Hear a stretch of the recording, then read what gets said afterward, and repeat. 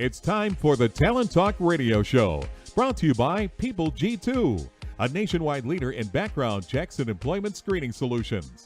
People G2 gives their clients access to the best human capital management and due diligence tools available.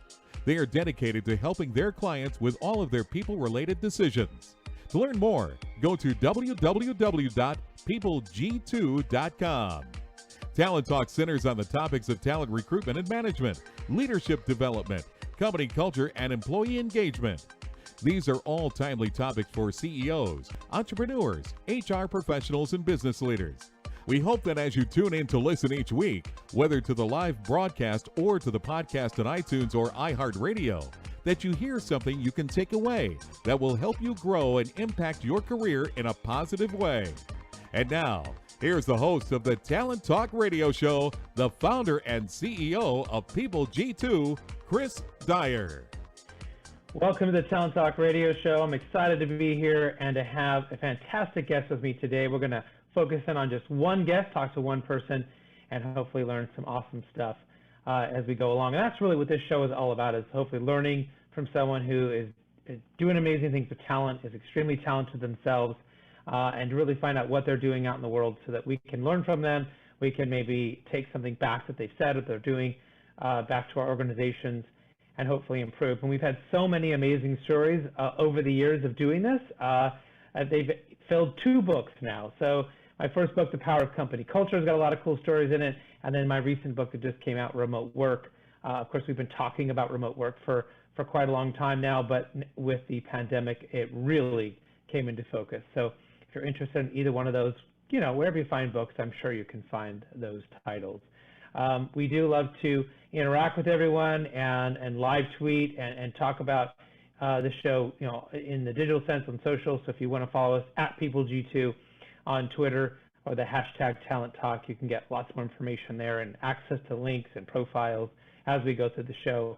And of course, whether you are watching on YouTube or you're listening on iHeartRadio, iTunes, Stitcher, Spotify, don't forget to subscribe, because that way you'll never miss an episode going forward, and let the little bots do their magic and remind you anytime we have a new show that's up. So really, I think that's all the business. So let's talk about who we're going to have on the show today. My guest today will be David Fivecoat. He's the managing partner at the Fivecoat Consulting Group.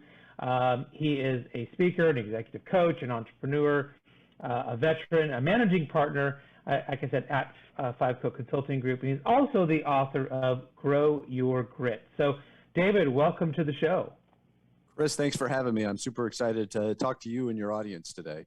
Yeah. Well, so why don't you tell them a little bit about yourself? What's important for us to know, maybe beyond the little snippet, the little intro there that I gave you?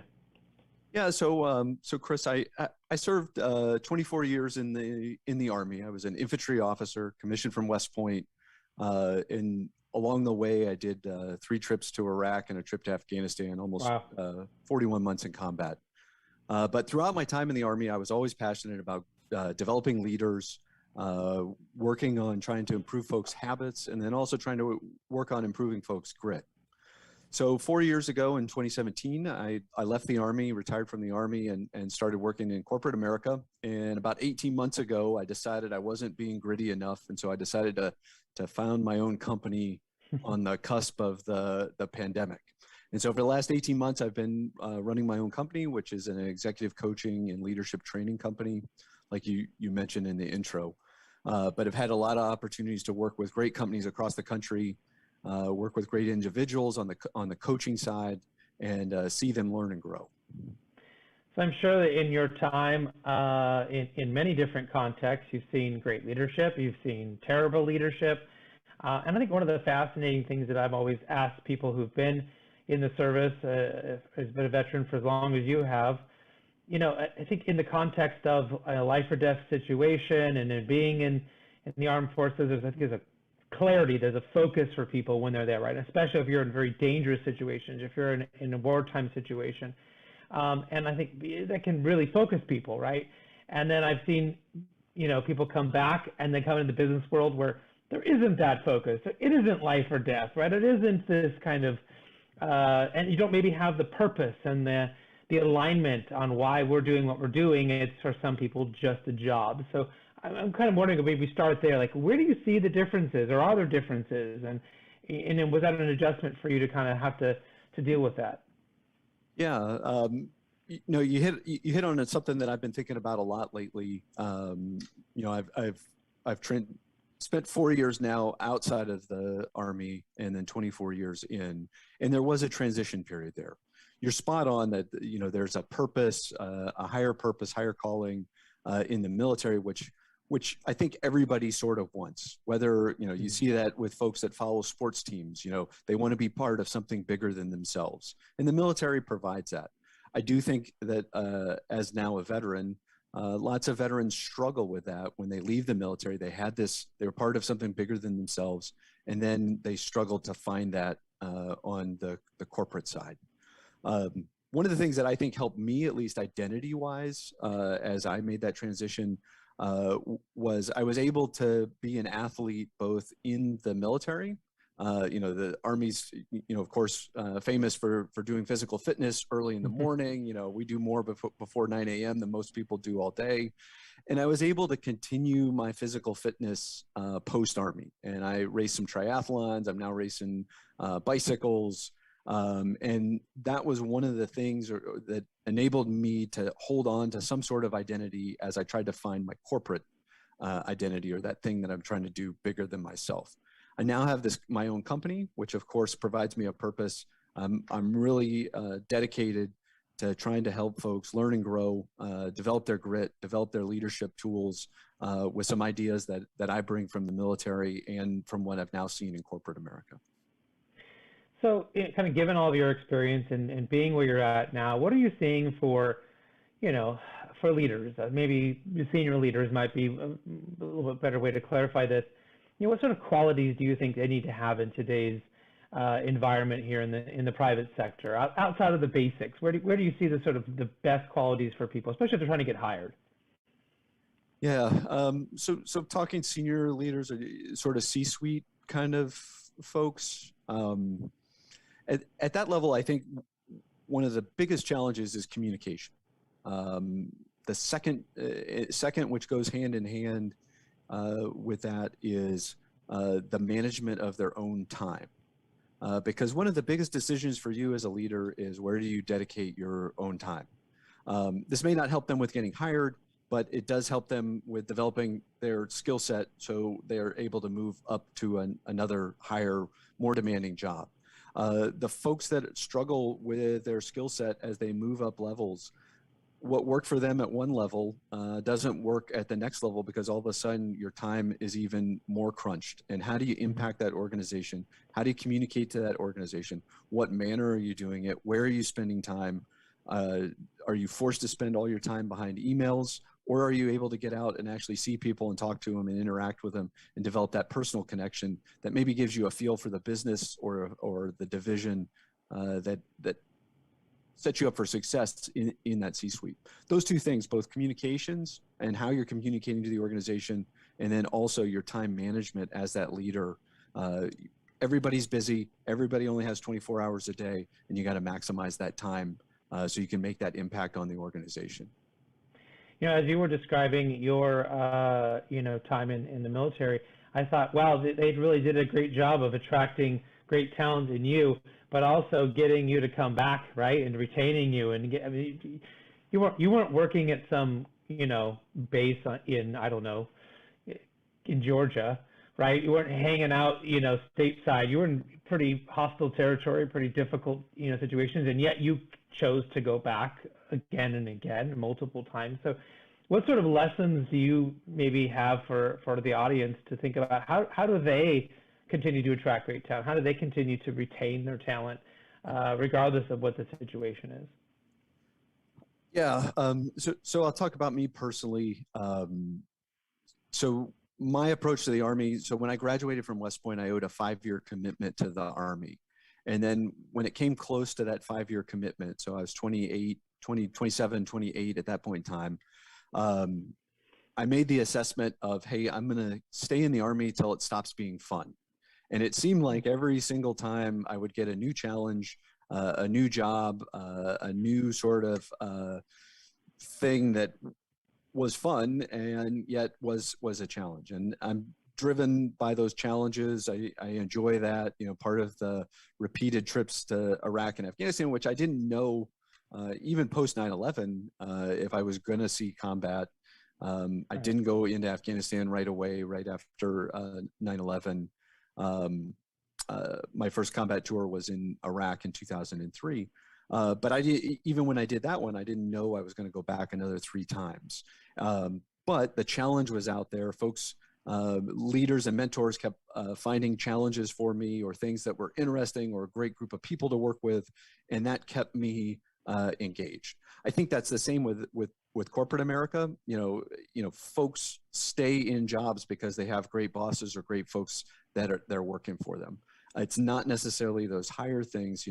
They may work for a great company that does great things for the world, but the fact that they have a good boss and a good team that they're working with is that thing that makes it fun, and makes it fun to come to work and keep contributing to the team. Well, and certainly having a good boss and being connected to the organization that you work for are all important. But I think the other thing that you were saying there was, you had opportunities to do interesting things that probably were fit in your wheelhouse, right? There were things where you could succeed, where you could do well. And I think this is often surprises me with organizations. They'll ask people to do things because they're good at doing things, right? They're like an A player or whatever, but they're ultimately doing a whole bunch of tasks that they hate, that aren't really aligned with who they are. And like, I want people doing what they're really strong at, what they're passionate about, what makes them have energy, and actively avoid and say no to things that drain them, right? That they don't like. But we seem to put these A players into like, well, go fix this thing, go do this thing because you're a good employee, but that's not a good challenge, right? It's not something they want to do. And then they leave. Or we stress them out so much, they're working so hard that their only way to get out from under it is to leave. Yeah. I've seen this time and time again. It happens with teachers. They get so overwhelmed that they'll leave and go to a different school just so they can start fresh, right? Kind of without the responsibility. So I don't know if you have anything to add to that. Yeah, Chris, I don't want folks to get the wrong idea. It was not all sunshine and rainbows and unicorns in the Army. There were a lot of arduous tasks. I did a 15-month deployment in Afghanistan as a brigade operations officer, which is, I was the operations officer for a 3,500 person organization just south of Baghdad. It was a 6.5-day-a-week job. I was living in a tent for 15 months. You drug yourself to the office some days, and there were lots of PowerPoint slides and briefings and stuff that was not all that fun. But part of that goes back to the grit, which is the will to persevere and achieve long-term goals. And for me, making the organization successful and organizing it and synchronizing it and trying to get it to work as efficiently and effectively as possible, despite some of the mundane and things that were not so fun, was part of the challenge. And so there are, I don't want your listeners to come away and go, hey, Chris and David talked all day about only find the fun things and only do those things that you're really good about. There's some bad that go with that. Same even in my current job. I'm not the greatest salesperson. I struggle with that, and I wish I was better at it. I enjoy the writing books and working with clients and teaching and trying to help them learn and grow. But the sales part doesn't come easily or naturally. But as you would suspect, I buckle down and try to do my best at it. Yeah, you got to buckle down and do those things sometimes. We all do those things that don't always give us passion or that we have to do. That, or you just have to hire someone else to do it. And that's always, when you start a new business, it's always a decision to make. When do you do that? So, you mentioned sort of those tough times, but I think we all can kind of get through some of those tough times. You can get through those, unbearable times. I remember, when I started one of my businesses back in 2001, I worked 7 days a week. It was right after 9/11. It was in, the worst time to start a business. And we made it work, right? You had to work your tail off to reach your goal. And I would never want to do that again, but we did it and it was great, right? You remember it fondly, even though it wasn't a good time. Right. But yet it was part of the journey. It was part of what we had to do. So I know we made a lot of mistakes along the way. I feel like that was a big learning curve. What about for you? I mean, were there areas where you feel like maybe you failed that were great learning experiences for you that kind of impact the work that you do now? Yeah. So a couple interesting things. It has been a great experience to stand up my own company. I was 49 when I stood it up. I'm 50 now.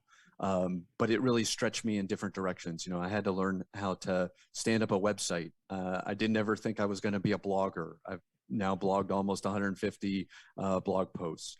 There are things that I've learned during that process. One of the things I actually did was last fall, I put together a book, which was kind of I tried to consolidate the blog posts into a book. And it didn't go very well. And it was not that good. And it took a couple of folks telling me that it wasn't that good, which I didn't really want to hear before I trashed it and gave up that idea. But then around November, I had a client that I was working with say, hey, why don't you look at some of this grit stuff? And I looked at it and I came to the same conclusion as some other grit stuff that I'd looked at before, which was, hey, nobody really talks about how a process to sort of develop your grit, either as an individual or for an organization.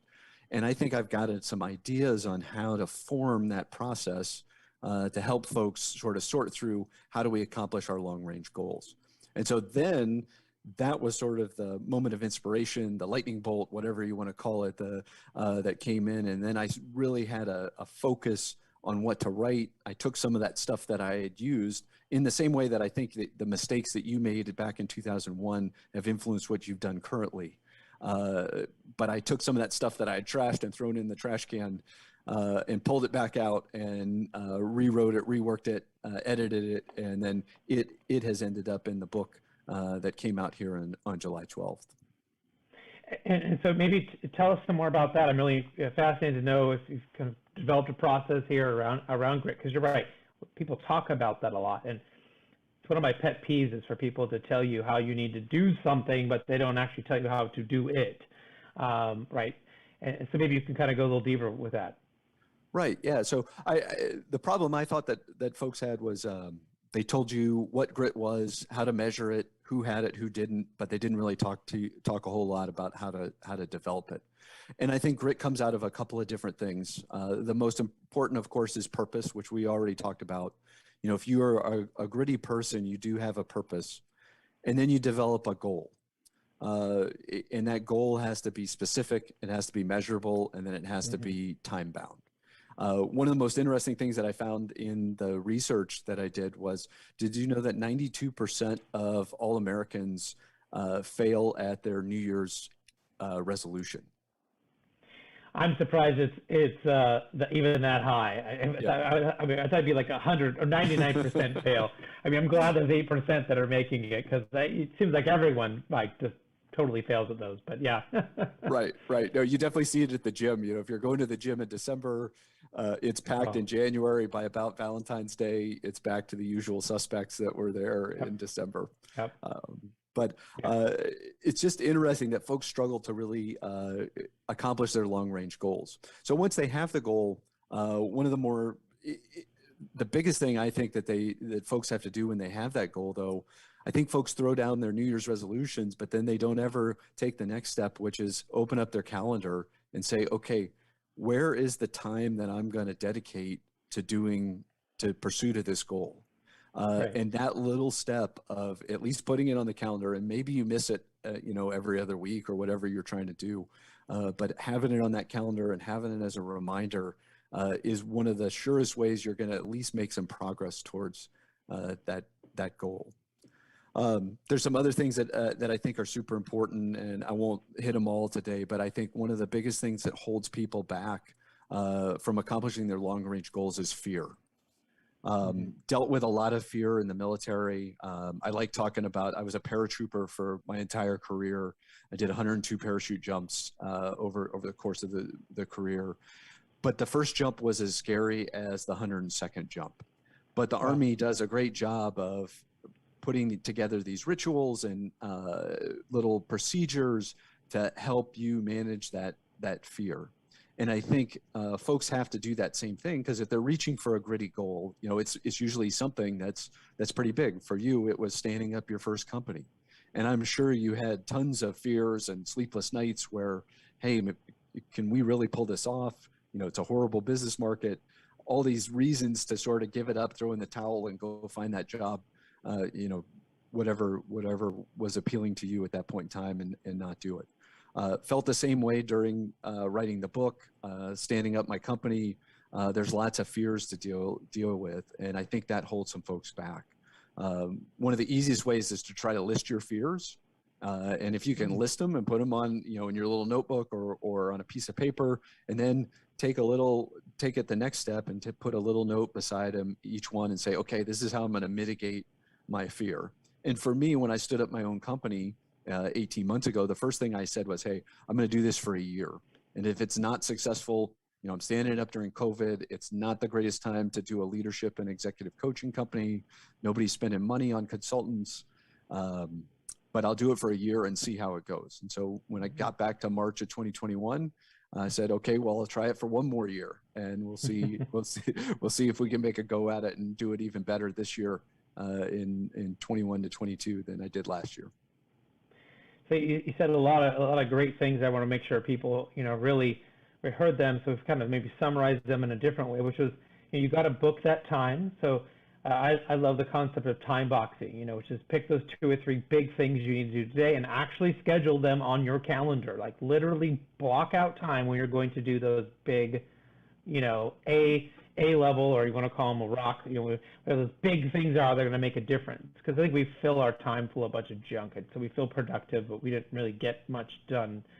The other thing you really talked about was listing your fears, and I kind of love the way you talked about that.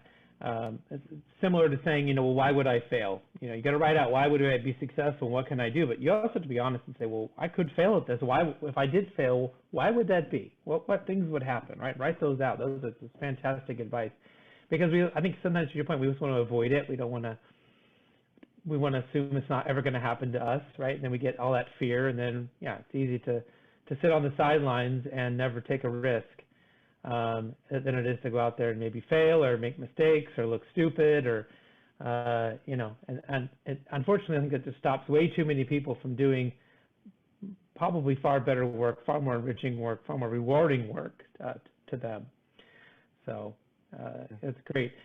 You know, it sounds like you have done a lot over the years to probably bring yourself to this level, and you're probably, I'm going to assume, an average enjoyer of books. I see some behind you there, as well as your own. So, you know, is there a book maybe that, besides your book, that you typically suggest people check out, or maybe one that you read recently you might also bring up for our audience?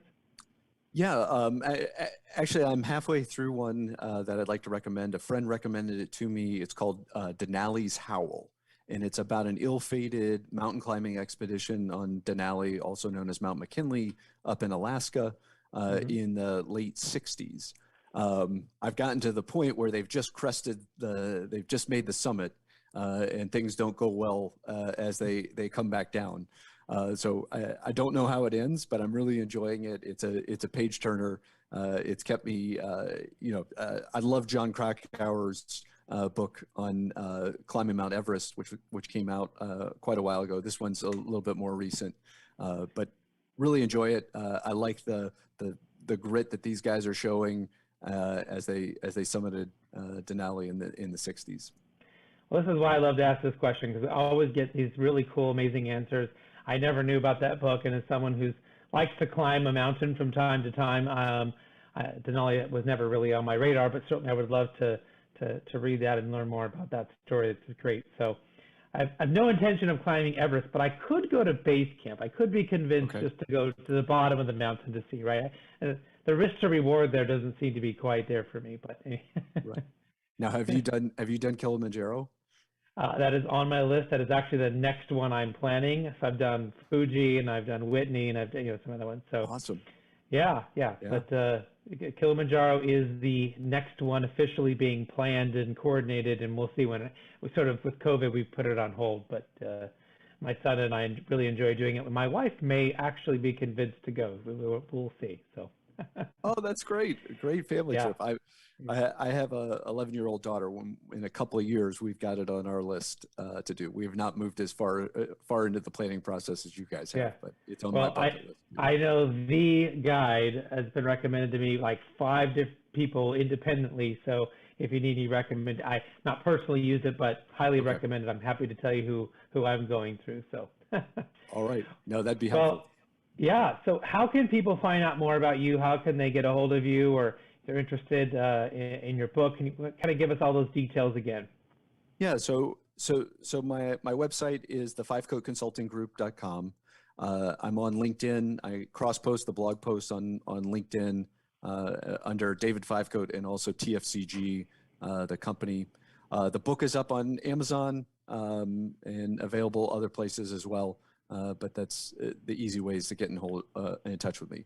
Please, if you're listening to this and you want to reach out, please, I'm more than happy to talk to anybody. So please reach out. I'd love to talk to you and hear about your story.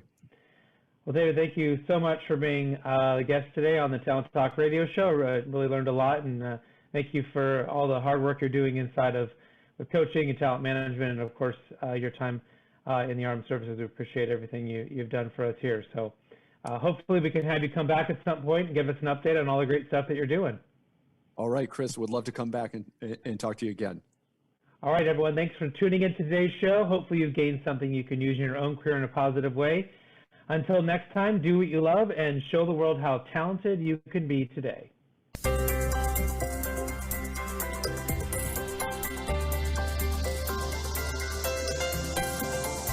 You've been listening to Talent Talk Radio, brought to you by People G2.